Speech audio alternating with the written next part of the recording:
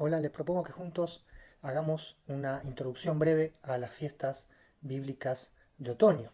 Estamos en el tiempo de septiembre, octubre, y es el tiempo de las fiestas bíblicas, las últimas tres del calendario hebreo, de las fiestas bíblicas anuales. ¿Sí? Estamos hablando específicamente de Yom Teruah, Yom Kippur y Sukkot, es decir, el día de trompetas, el día de la expiación y la fiesta de los tabernáculos. Si uno va a las escrituras, por ejemplo, en el libro de Levítico capítulo 23 tenemos las fiestas solemnes, las fiestas anuales del Señor, dadas por Dios a Moisés para todo el pueblo de Israel, por todas sus generaciones, como estatuto perpetuo.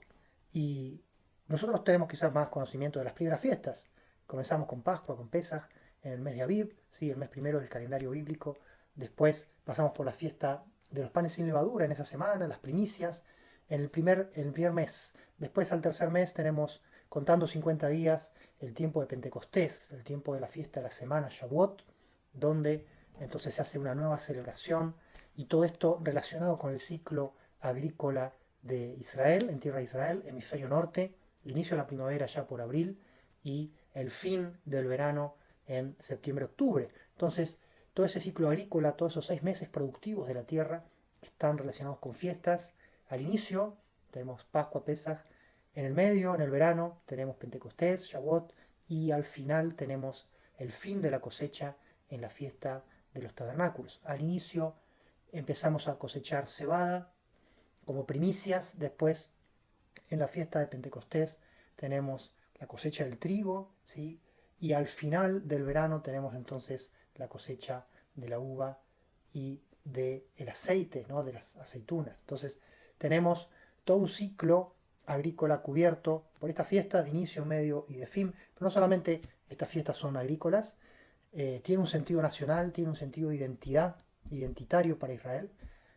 Tenemos la salida de Egipto en Pesaj, el tiempo de Pascua, tenemos ya en Pentecostés la alianza con Dios en el Sinaí y en la fiesta de Tabernáculos, la última y gran fiesta, tenemos entonces el recuerdo de estos 40 años en el desierto donde Dios y el pueblo de Israel vivieron juntos en carpas, en tabernáculos.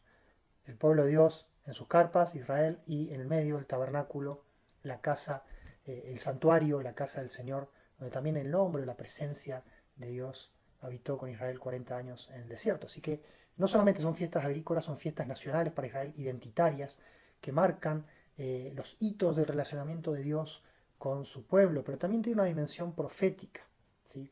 También hay una gran dimensión profética que tiene que ver con todas las naciones, que tiene que ver con el mundo, con judíos, con no judíos, con el obrar de Dios en este planeta. Entonces, y vemos también que son mesiánicas, proféticas y mesiánicas. Las fiestas nos hablan del Mesías. El apóstol Pablo va a entender esto claramente en Colosenses 2 y va a decir que las fiestas, las celebraciones son sombra del Mesías. Son sombra del Mesías. Fíjense, si vamos al cumplimiento mesiánico en el Nuevo Testamento, tenemos la muerte de Yeshua en Pascua como Cordero Pascual, tenemos su resurrección como primicias y también tenemos el tiempo de Shavuot, de Pentecostés, con ese derramar del Espíritu de Dios en aquella comunidad que dio inicio entonces al movimiento mesiánico hace 2000 años. Entonces, si nos planteamos esto, estas fiestas de otoño, estas fiestas del final de cosecha, ¿será que ya dejaron de ser relevantes? ¿Será que ya no son importantes porque tenemos un entendimiento ya mesiánico en la persona de Yeshua? Volvemos al concepto de Pablo, las fiestas son sombra de la obra mesiánica del Mesías y nosotros creemos y entendemos que el Mesías tiene que volver. Hay todavía una tarea, una agenda que el Mesías tiene que cumplir y esa agenda está en las fiestas bíblicas de otoño. Así que por eso es importante, porque proféticamente y mesiánicamente estas fiestas nos hablan a todas las naciones, independientemente de cualquier bandera o denominación. Es el plan de Dios para este planeta y si nos interesa eso, entender a Dios, lo que Él va a hacer y ser parte, entonces tenemos que considerar muy seriamente estas fiestas. Fíjese lo que dice Levítico 23, va a hablar de todas las fiestas, pero llegado al versículo 23 del capítulo 23 de Levítico, dice: habló Jehová a Moisés diciendo, habla a los hijos de Israel y diles, en el mes séptimo, ¿sí? Del calendario, el mes de Tisrei, en el calendario hebreo, septiembre-octubre, generalmente, el primer día del mes tendrán día de reposo, una conmemoración al son de trompetas, una santa convocación. Entonces acá tenemos planteado, ¿sí? La segunda parte del año, el primer semestre, digamos, empieza con Pascua y Pentecostés. Después hay un silencio, hay un tiempo de verano, un tiempo de trabajo, un tiempo de acción. No es un tiempo de celebración, es un tiempo de dificultad, de luchas. Las cosas importantes en Israel generalmente pasan en verano, para bien y para mal. Es el tiempo de ir a la guerra, es el tiempo de cosechar, de trabajar. Y entonces, pasado el verano, iniciado el otoño, arranca el mes séptimo, ya estamos a 6 meses, ¿sí? de la Pascua, ya pasó mucho tiempo. Y entonces Dios dice, en el mes séptimo, el primer día del mes, hay que hacer una parada. Hay que hacer un Shabbat, un tiempo, un Shabbatón, un tiempo de descanso, de reposo, parar la actividad y hacer una conmemoración, dice al son de trompetas, ¿sí? Un sicarón ateruá, que quiere decir un memorial con toque de trompetas, o con toque de shofar. El shofar, el cuerno de carnero, de antílope, ¿sí? Una suerte de trompeta natural que muy utilizada en Israel, en las culturas antiguas, y con mucho simbolismo y significado profético. Por eso lo vamos a encontrar mucho en las profecías, especialmente en Apocalipsis, la cuestión del shofar, del toque de trompeta. Entonces, el primer día del mes séptimo tenemos el toque shofar. Dice que es un recordatorio. Fíjense que hay algo que recordar, hay algo que reconectar. ¿Sí? Entiendo yo que es después de un tiempo de trabajo, de lucha, quizás de guerra, de dificultades. De repente Dios quiere que nos reenfoquemos en Él. Ya se había tocado trompeta en eh, el evento de Sinaí. Entonces, cuando Dios revela la Torá a Israel en el monte Sinaí, hay toque de trompeta por parte de Dios. ¿Qué quiere decir? La voz de Dios es como una voz de trompeta, una voz de autoridad, una voz que declara, que establece. Y en el mes séptimo tenemos que hacer una recordación, un reconectar. Posiblemente el entendimiento es reconectarlos con las fiestas que pasaron, hacer una reconexión tal vez con la voz de Dios, con los mandamientos, con las cosas que Dios nos encomendó para hacer en el verano. ¿Sí? Como pensamos en las hormigas, llega la primavera, el verano, empiezan a trabajar y al fin del verano empiezan a descansar y quizás esta figura de trabajo, me desgasto, me canso y llega un momento que tengo que parar y reconectarme con la visión anterior, con la visión del Sinaí, con la visión de Pentecostés, con la visión de Pascua, con la obra de Dios, con lo que Dios nos encomendó hacer en el verano y ahora que empieza el otoño, Dios empieza a hacer cosas nuevas. Entonces es tiempo de parar, tiempo de tocar trompeta. ¿Qué quiere decir? Trompeta para reunir, trompeta para escuchar que Dios va a hacer cosas nuevas, trompetas que proféticamente indican que el plan de Dios vuelve a andar. ¿Sí? Hay una nueva etapa, hay un nuevo tiempo, hay una consumación y hay un fin de cosecha. Entonces, esta fiesta, un tanto misteriosa, que se centra en el toque del shofar, de la trompeta, del cuerno, nos habla de hacer memoria, de prepararnos, ¿sí? De que estamos iniciando un nuevo tiempo. Ese nuevo tiempo son 10 días, porque el versículo 27 dice, Levítico 23, a los 10 días del mes será el día de la expiación, Yom Kippur, día de la cobertura, día de la expiación o día también del perdón. ¿Por qué? Porque en este día tendrán santa convocación y van a afligir sus almas y van a ofrecer ofrenda encendida al Señor. Es muy importante en la Biblia la enseñanza del día de la expiación, lo tenemos en otros pasajes, y nos habla de un día de reconciliación. ¿Sí? Fíjense, verso 28, ningún trabajo van a hacer en ese día. ¿Por qué?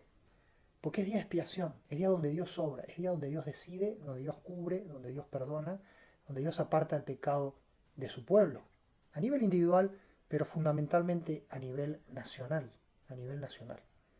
Y dice, para hacer, para reconciliarlos con el Señor, delante de Jehová vuestro Dios. O sea, hay una reconciliación del pueblo delante, o sea, en la presencia de Jehová vuestro Dios. Entonces, tocamos trompeta en el día primero porque nos estamos preparando, iniciamos estos 10 días de preparación, estos 10 días, si se puede decir, de juicio, ¿sí?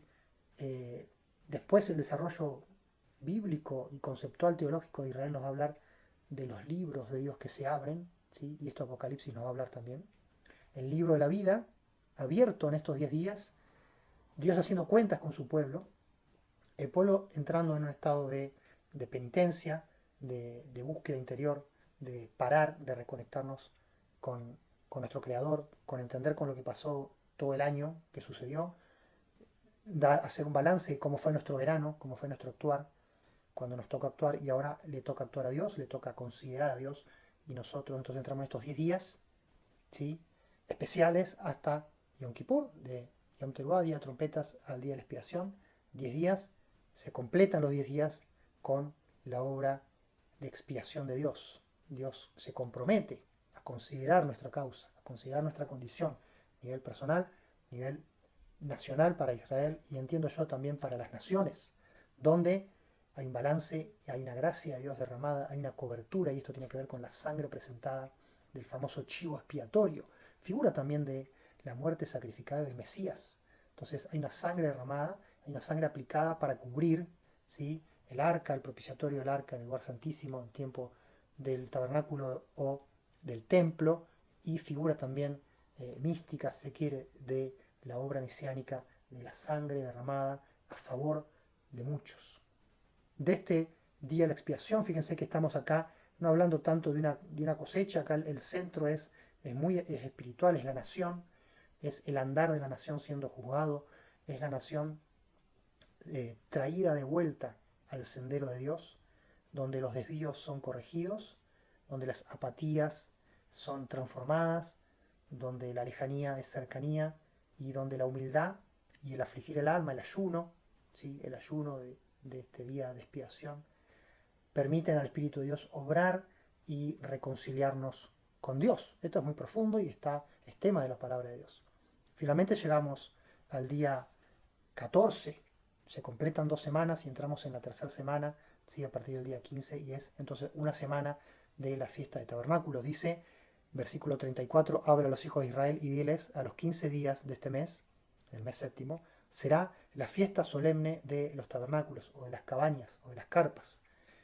Será para Jehová por 7 días. Versículo 42, en tabernáculos habitaréis 7 días, todo natural de Israel habitará en tabernáculos para que sepan quienes, los descendientes, las próximas generaciones, que en tabernáculos, dice Dios, hice habitar a los hijos de Israel cuando los saqué de la tierra de Egipto. Yo, Jehová, vuestro Dios. Entonces, pasamos estos 10 días, después tenemos 4 y al día 15 llegamos al tiempo de la luna llena, ¿sí?, el inicio del mes con luna nueva. Llegamos a la luna llena del mes séptimo para tener esta fiesta de alegría, una fiesta nacional, una fiesta de regocijo, viviendo en tiendas, peregrinando después a Jerusalén en el tiempo del reino, y inclusive actualmente, para celebrar juntos entonces todo el pueblo esta conexión con Dios. Este ser un pueblo donde yo seré su Dios y ellos serán mi pueblo y vamos a habitar juntos en carpas, vamos a ser aventureros, vamos a salir de un lugar e ir a otro, vamos a movernos. Y toda esa experiencia del desierto entonces es traída y hay otros simbolismos y otras ofrendas de fruto, de cosecha, de agua, donde todo esto se transforma en un memorial de la provisión de Dios. Y es una fiesta también que tiene en consideración a todas las naciones. Se hacen ofrendas y sacrificios por las 70 naciones de la tierra, un número simbólico del tiempo bíblico sobre las naciones del mundo que también tienen parte en esto. Entonces, estas son las fiestas de otoño, nos hablan de cosecha, nos habla de final feliz. Entramos en 10 días de crisis, si se quiere, con Dios. Hay un clímax en el día 10 y después de ahí pasamos a la fiesta de una semana de celebración.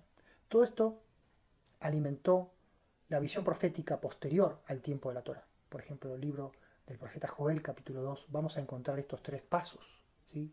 El paso inicial del shofar, la aflicción, el tiempo de dificultad, tribulación, y que Dios termina perdonando, reconciliando a su pueblo, y finalmente la victoria, el reino, la fiesta final, donde Dios y el pueblo están en armonía nuevamente. Entonces, esto aparece en Joel capítulo 2. Tenemos algo también en Isaías y Jeremías. Aparece muy fuerte en la profecía de Zacarías a partir del capítulo 9 en adelante. Y todo esto va a ser la base profética para el Nuevo Testamento. Mateo 24, el sermón del Monte de los Olivos, va a tener estos ingredientes. Pablo va a hablar de estos ingredientes de la trompeta, de resurrección, ¿sí? Que tiene que ver con este perdón, con este volver a la vida, con este nuevo tiempo, con el reino. Va a estar en 1 Corintios 15, por ejemplo, 1 Tesalonicenses, cuando va a hablar del rapto. Y finalmente va a ser en Apocalipsis, donde plenamente estas tres fiestas van a ser, entonces, el telón de fondo. Va a ser el tema de Apocalipsis. Apocalipsis nos va a hablar de Yeshua con una voz de trompeta.